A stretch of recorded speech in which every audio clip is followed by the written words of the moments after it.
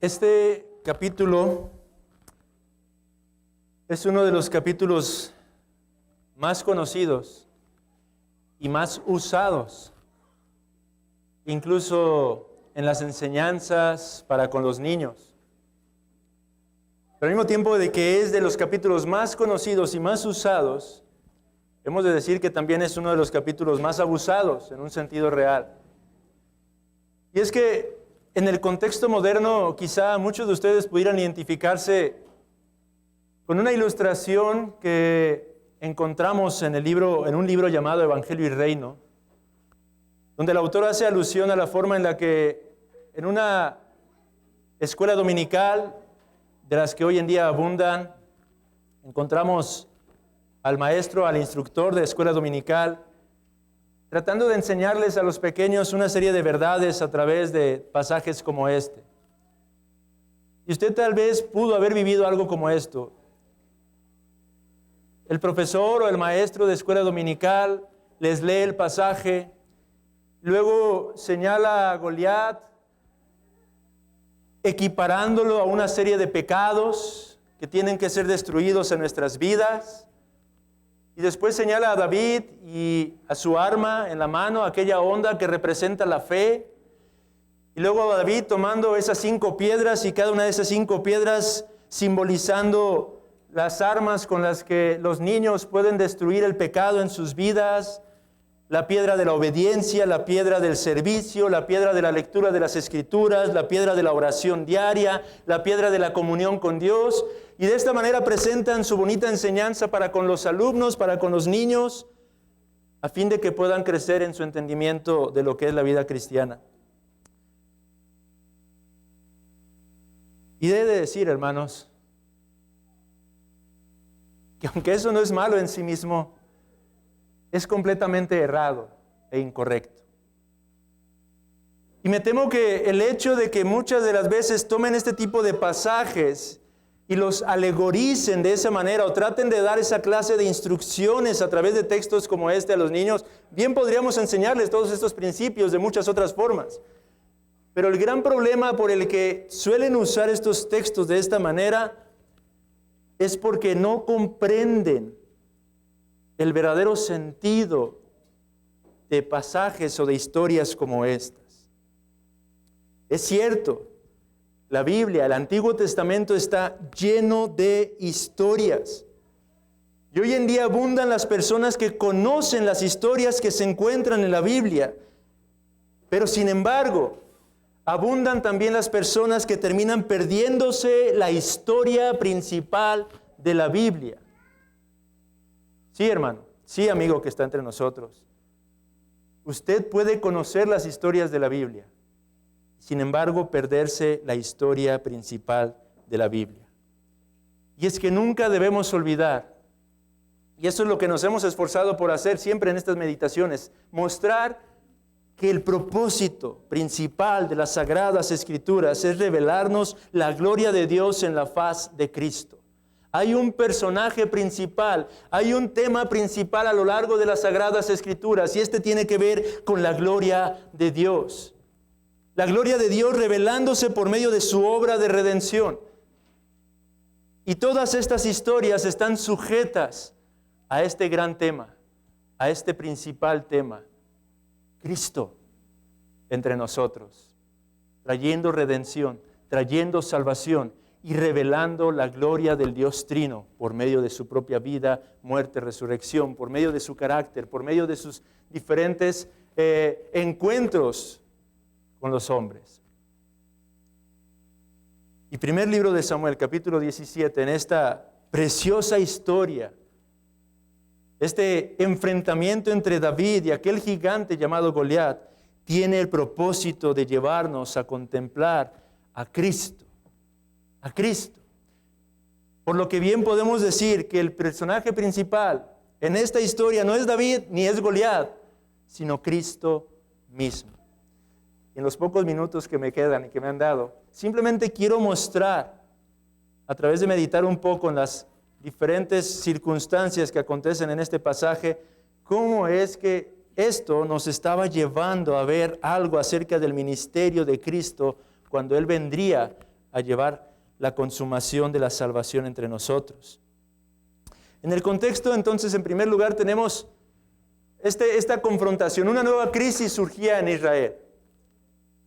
Hemos estado leyendo que los filisteos eran el enemigo común del pueblo de Israel, el enemigo contra el cual Saúl se había estado enfrentando una y otra vez, con los que tenían problemas constantemente, y ahora surge una nueva situación de guerra, hay una nueva confrontación. Ahí están los dos ejércitos, Israel y los filisteos, cada uno en una colina y en medio de un valle entre ellos. Pero esta contienda sería un tanto diferente. En aquella época, en ocasiones, para evitar tanto derramamiento de sangre, solían enfrentarse hombre a hombre, uno contra uno, un mano a mano, para definir el destino de aquella guerra. Y esto es lo que vemos en ese contexto. Aparece este hombre, este gigante, llamado Goliat, casi 3 metros de altura, una armadura que pesaba 57 kilos, una lanza que tenía un peso de 7 kilos de puro hierro, un hombre enorme. Y con gran voz, retando constantemente a los ejércitos o al ejército del pueblo de Israel, a Saúl y a todo su ejército, lanzando un reto, versículos 8 al 10. ¿Para qué os habéis puesto en orden de batalla? ¿No soy yo el filisteo y vosotros los siervos de Saúl? Escoged de entre vosotros un hombre que venga contra mí. Si él pudiere pelear conmigo y me venciere, nosotros seremos vuestros siervos, y si yo pudiere más que él y lo venciere, vosotros seréis nuestros siervos y nos serviréis. Era el reto que lanzaba Goliat. Constantemente. ¿Cuántas veces, hermanos? Si usted lee los detalles de las Sagradas Escrituras, se nos dice allí que no una, no dos, no 3 veces había lanzado el reto, sino 80 veces. 40 días seguidos, mañana y tarde, este paladín salía y lanzaba el mismo reto a todo el ejército de Israel. ¿Y cuál era la respuesta del ejército de Israel? Versículo 11. Se turbaban y tenían gran miedo. Estaban temerosos.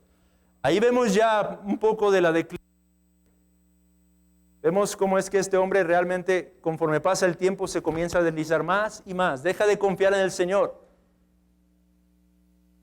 simplemente poniendo su mirada en las cosas de este mundo. 80 veces entonces lanzaba este reto y el pueblo de Israel se encontraba completamente temeroso. Pero de pronto en la historia nos da un giro drástico. Versículo 12 en adelante se nos habla de otro personaje, David. Y se nos comienza a describir a este David como hijo de aquel hombre efrateo de Belén de Judá, cuyo nombre era Isaí, quien tenía 8 hijos. 8 hijos. Y los 3 hijos mayores de Isaí se encontraban ahí en orden de batalla, en medio del ejército de Saúl: Eliab, Abinadab y Sama. Y el texto nos resalta, David era el menor. Y él era el pastor de la familia, mostrándonos de esta manera el carácter humilde de ese joven, su insignificancia, si usted quiere verlo de esta manera. Pero una cosa es importante. El capítulo anterior nos señala que este joven insignificante y humilde contaba con la unción del Señor. El Espíritu del Señor había venido a ser morada sobre él en un sentido para capacitarlo, para fin de que cumpliera con el llamado que se le había dado.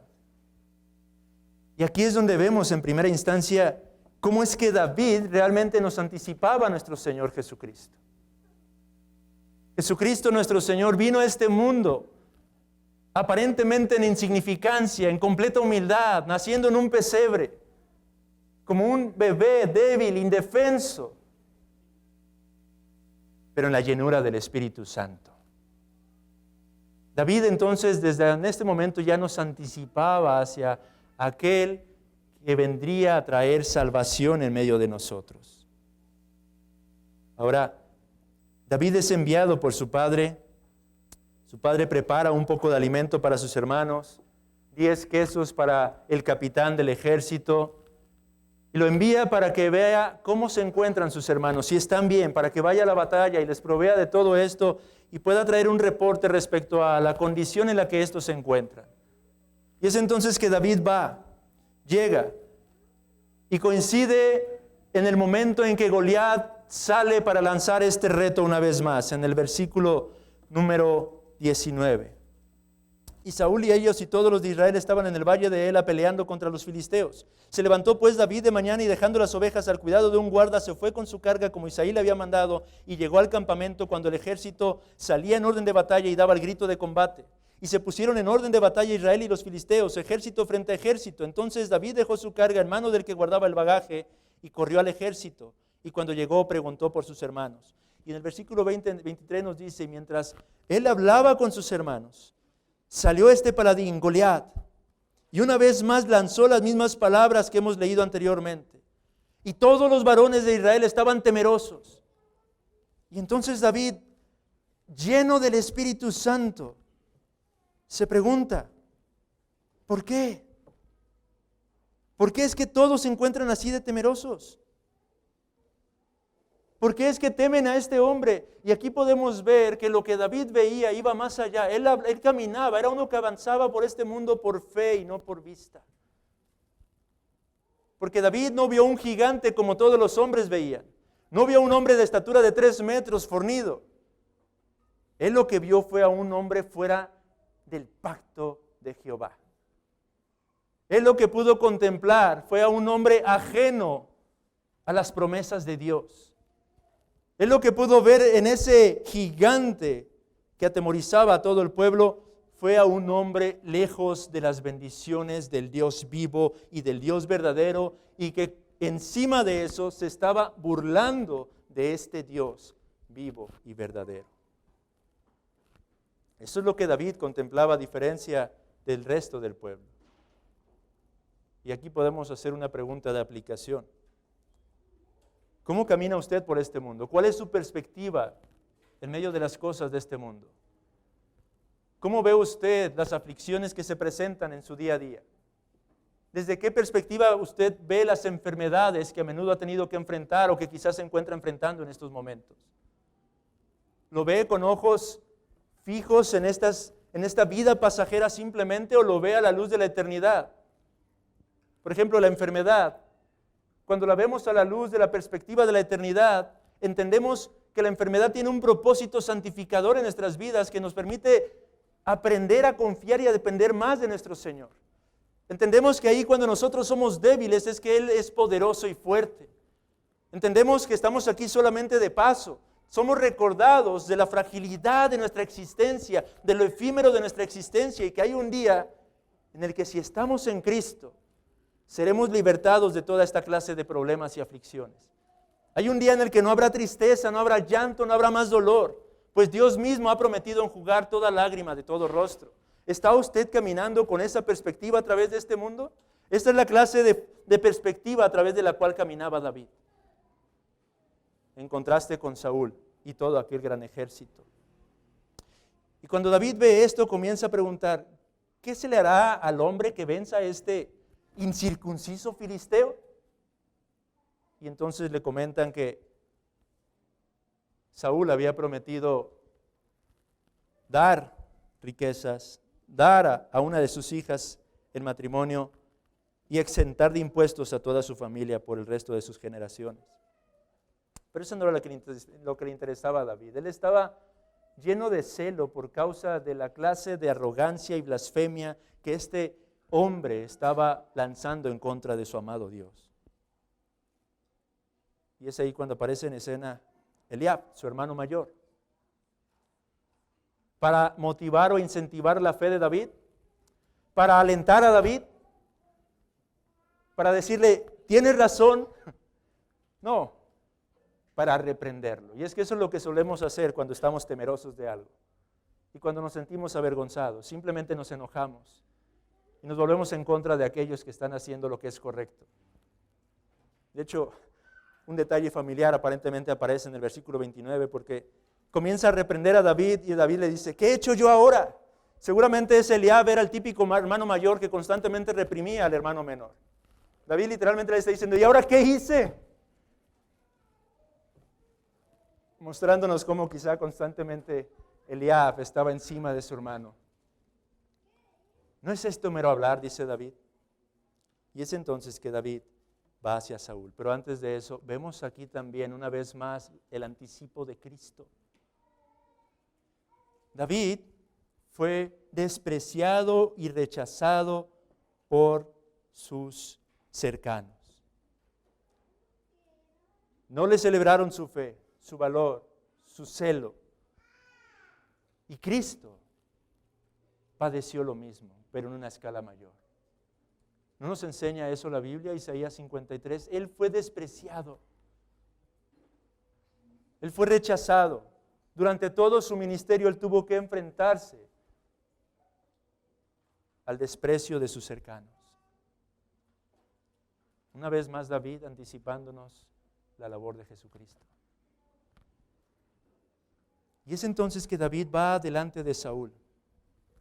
¿Puede usted imaginar a Saúl temeroso, tembloroso, sin saber qué hacer, avergonzado?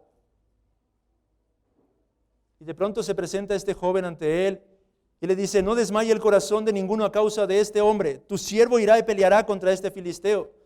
Y puede usted ver a Saúl diciendo a David: tú no puedes ir contra ese filisteo. Este hombre es un hombre de guerra y tú eres un muchacho. Tú no estás acostumbrado a esta clase de cosas. Y entonces David presenta su currículum vitae. Saúl, rey, yo soy el pastor de las ovejas de mi padre, y ¿sabes? Cuando un oso o un león se ha atrevido a tomar a una de mis ovejas, he aquí que yo he ido en pos de ello y los he librado a cada una de mis ovejas de las garras del león, de las garras del oso. Si es necesario, he tenido que tomarlos de las quijadas y he acabado con esas fieras.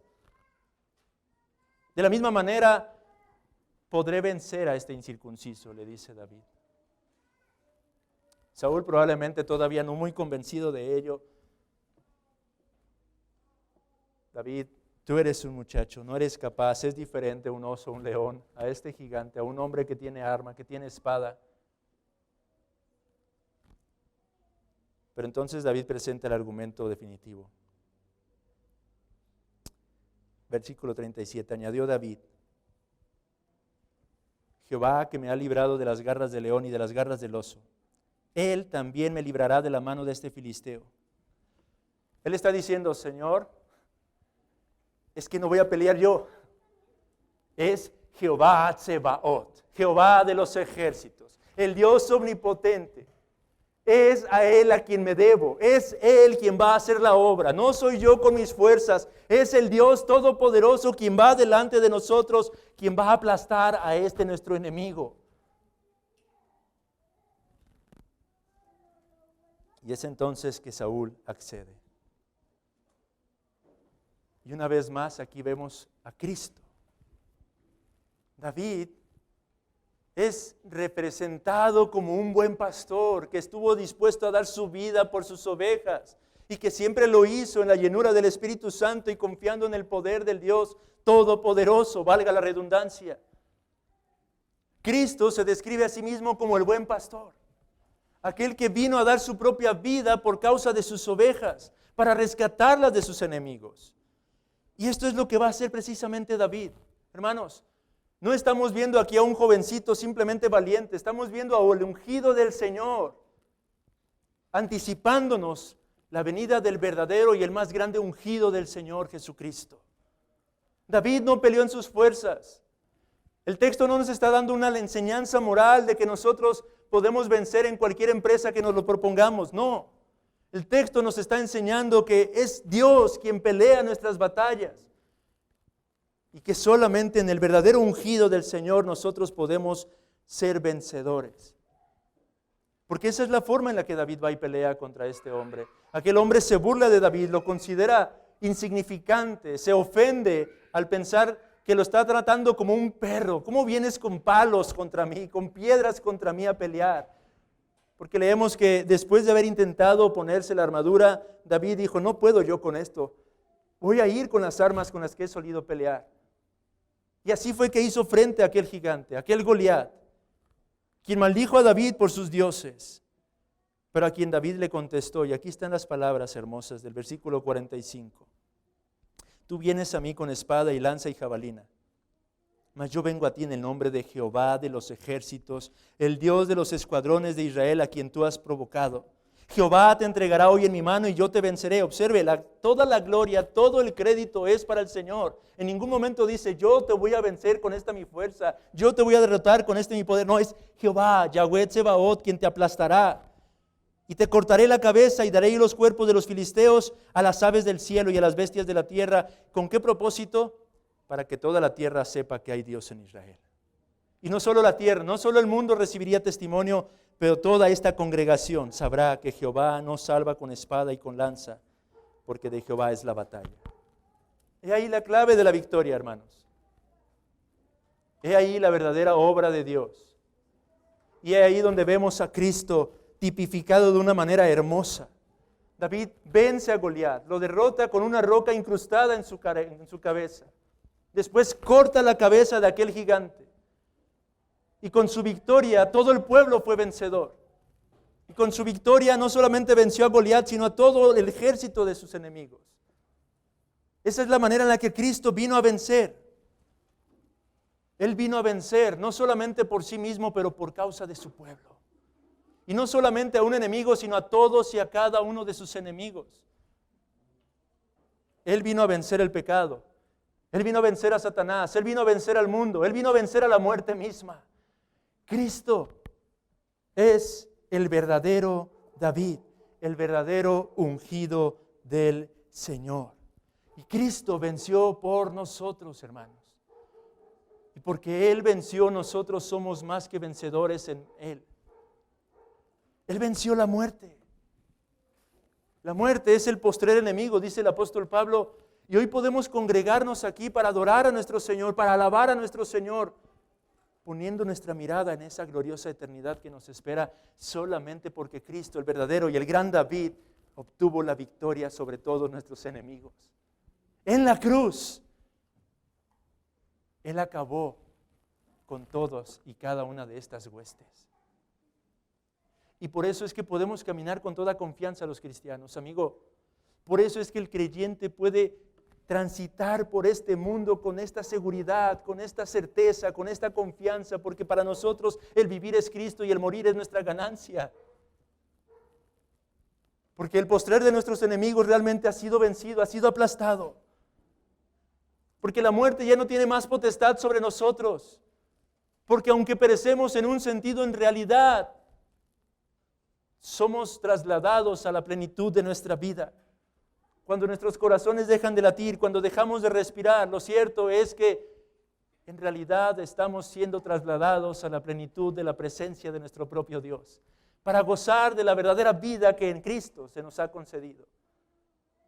Cantemos el día de hoy, pues, y alabemos a nuestro Señor Jesucristo, el verdadero David, el verdadero amado de Dios, el verdadero ungido, aquel de quien este David simplemente nos estaba anticipando que vendría. Aquel que es digno de toda alabanza. Aquel que siendo verdadero Dios, llegaría a ser verdadero hombre para identificarse con nosotros, sus hermanos, como hoy escudriñaremos en el sermón. Sigamos adorando a nuestro Señor. Amén.